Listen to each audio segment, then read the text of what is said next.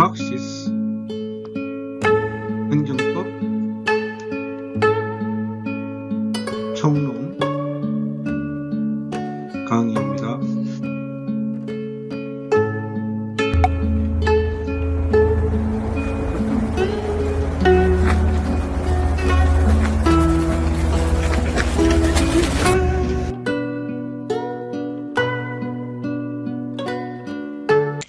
네, 교과서 30페이지부터 33페이지 사이에 있는 수리 필요 신고와 허가와의 구별 혹은 수리 필요 신고와 허가와의 사이에서 신고제가 사실상 허가제로 변질될 우려가 있는 제도의 운용에 관한 비판적 견해 그리고 기존의 판례를 정리해 보겠습니다.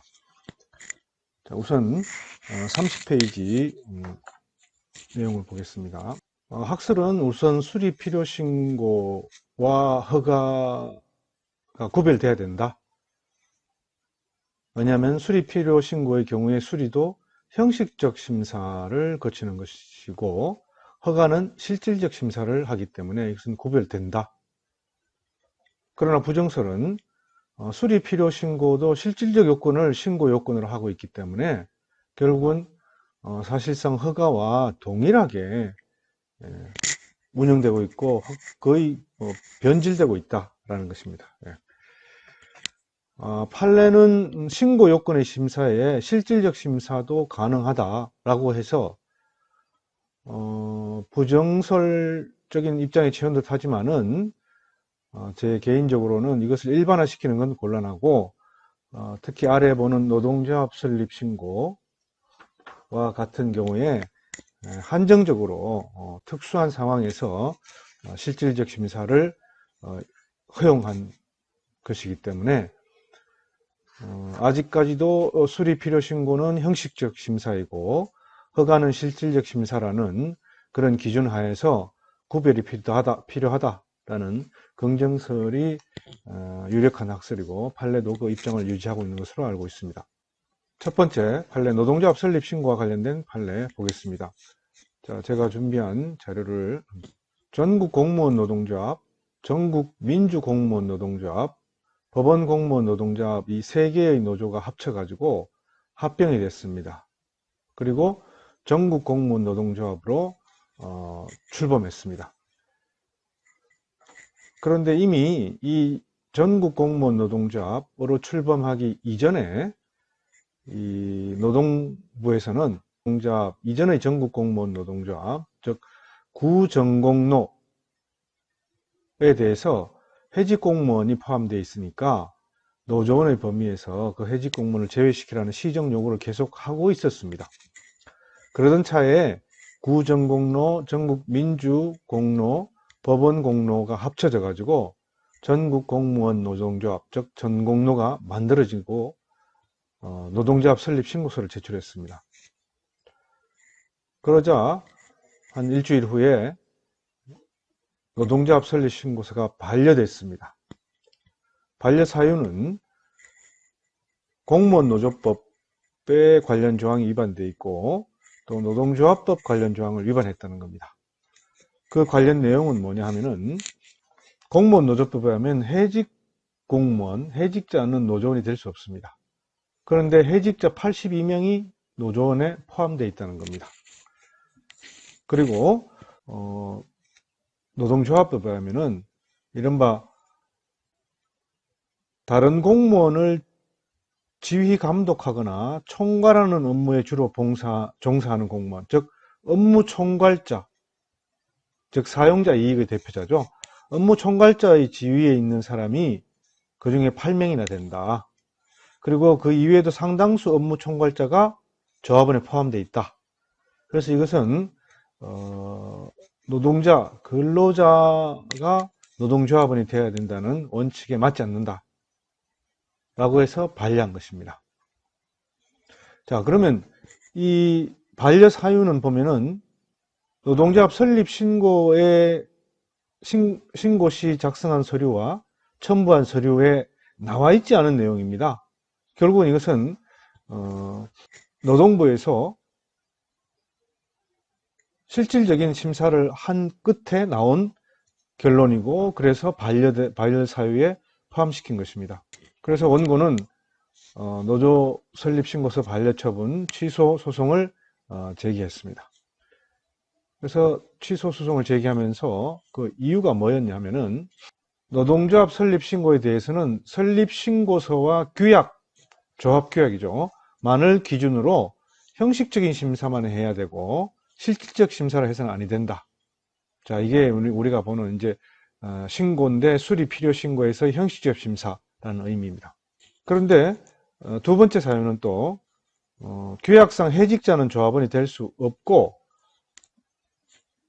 조합원이 아니라 규약상 희생자의 지위에 있을 뿐이고, 노조 전임자가 없는 상황에서 공백을 메우기 위해서 업무 집행 권한만은 부여받은 것일 뿐이다. 사실은 이건 좀 형식적인 논리에 가깝죠. 그리고 총괄자의 지위에 있다고 보여지는 8명이 그렇게 실제로 업무 총괄을 하고 있다는 증거가 없다라는 것을 이유로 소송을 제기했습니다. 제일 중요한 사유는 1번입니다. 1번. 노조 설립신고에 대한 심사 시 설립신고서와 첨부된 규약만을 기준으로 하는 것이다. 그런데 회직자가 포함되어 있다느니, 아니면 업무 총괄자가 포함되어 있다느니 하는 것은 실질적 심사를 했으니까 이것은 수리필요신고의 형식적 심사라는 대법리에 반하는 것이다. 그래서 위법하다라고 주장한 것이죠. 2010년 7월달 1심 판결이 있었고, 2011년 2월달에 2심 판결이 있었고, 2014년 4월달에 대법원 판결이 있었는데, 이 3심 모두 원고의 청구를 기각했습니다. 기각 사유는 우리 30페이지와 31페이지에 나와 있는 부분입니다. 실질적 심사를 했다는 부분에 대해서 법원은 어떻게 했느냐면은, 설립신고를 접수할 당시에 그 문제가 될 만한 부분에 대해서 객관적인 사정이 파악되어 있다면 설립신고서와 규약 내용 이외의 사항에 대해서 실질적 심사를 거쳐 반려 여부를 결정할 수 있다는 겁니다. 자, 이것이 실질적 심사를 전면적으로 인정한 게 아니고, 설립신고를 접수할 당시에 문제점이 이미 지적되어 있었고, 그 지적된 문제점에 관해서 내용상 파악이 되어 있고, 그런 객관적인 사정이 있다면은 실질적인 심사, 그 부분에 한해서 실질적인 심사를 할 수 있다는 그런 뜻입니다.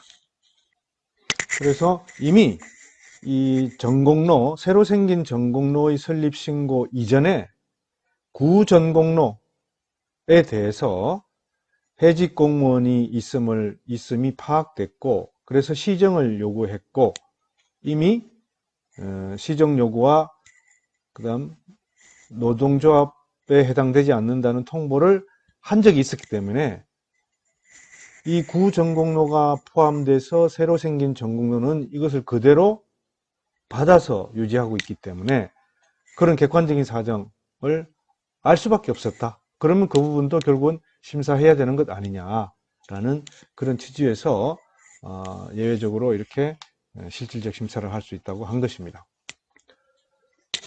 31페이지에 가서도 보면은, 이 사건 설립 신고 당시에 이미 파악하고 있던 해직 공무원에 대한 정보를 기초로 해직 공무원의 가입 여부를 심사한 것은 조합원 전부를 대상으로 광범위하고 전면적 심사를 한 것과는 다르다. 따라서 이런 부분에 대한 실질적 심사는 적법하다라고 한 것입니다. 전공로 사건과 관련해서는 우리 교재 33페이지 마지막 판결도 있습니다.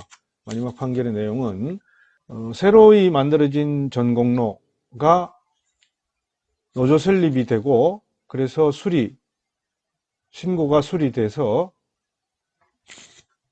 합병 효력이 발생하면은 그때부터 새로운 전공로가 설립되게 되는 거죠. 그러면 신고와 신고 수리 혹은 신고 거부, 수리, 반려 사이에 이 시점, 이 사이에는 그럼 구전공로나 전국민주공로나 법원공로의 지위는 어떻게 되느냐라는 부분인데, 새로운 공무원 노동조합으로 설립되는 때 설립 신고를 마침으로써, 즉 신고 수리가 됨으로써 비로소 합병의 효력이 발생해서 구전공로는 소멸하게 된다.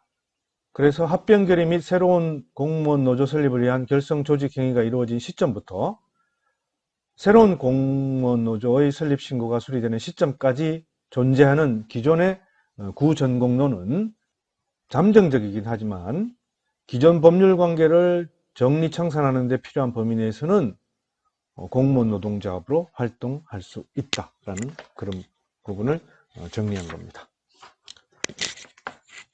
그 다음, 이제 일반적으로 신고가 수리 필요 신고라 할 경우에 형식적 심사만 한다는 거죠.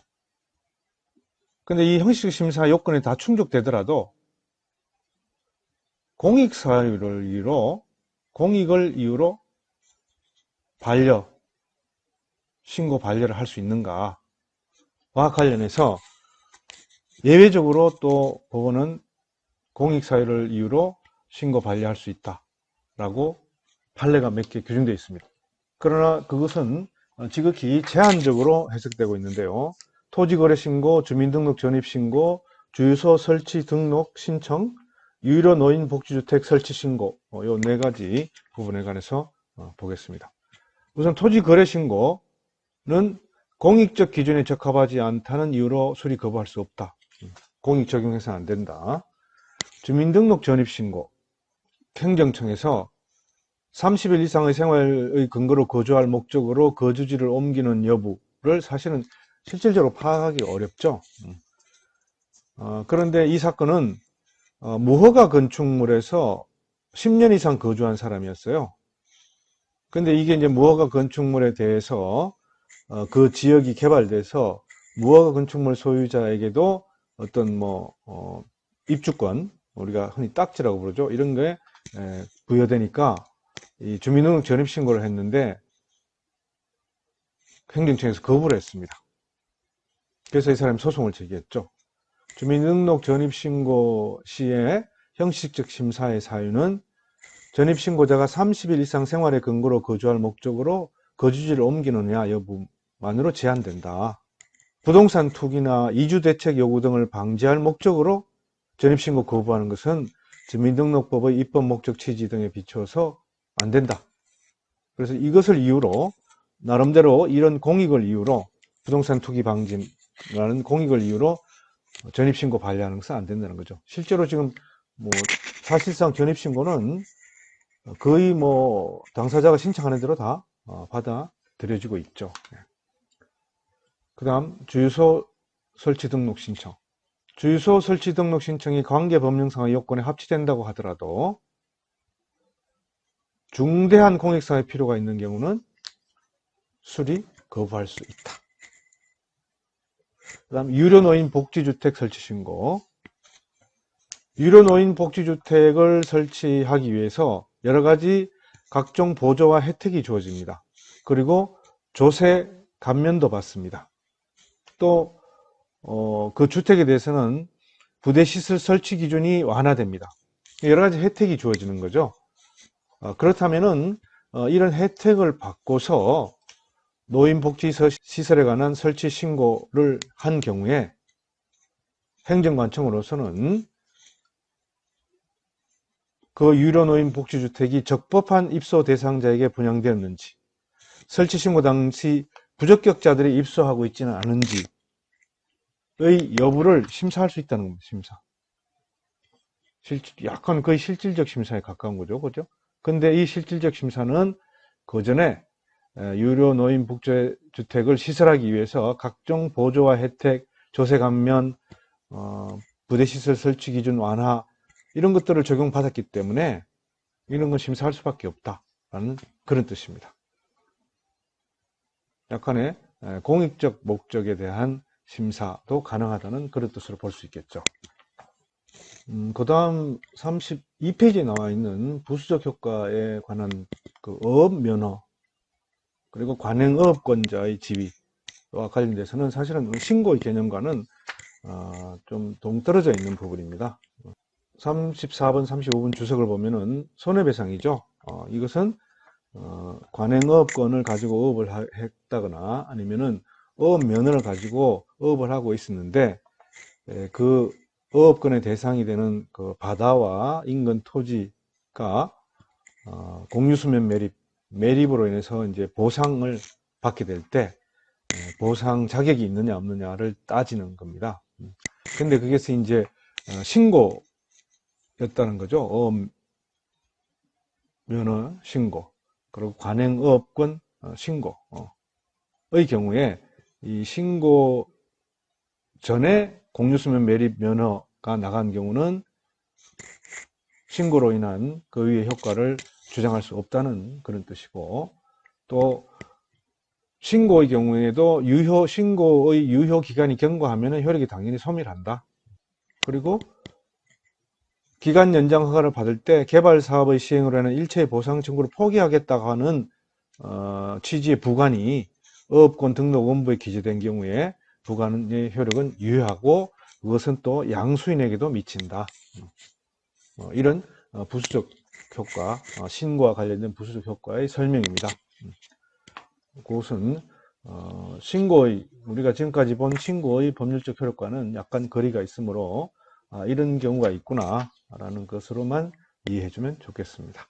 이상 33페이지까지 강의를 다 마치고 다음에는 34페이지에 행정청의 권한의 대리 위임 위탁 그리고 이제 본격적으로 행정 입법 부분에 들어가도록 하겠습니다. 자, 우리 교재가 전부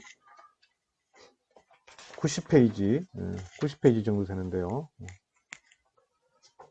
지금 이제 34페이지까지 했으니까 계속 이렇게 열심히 공부를 해가면은 우리 교재를 전부 다 공부할 수 있을 것 같습니다.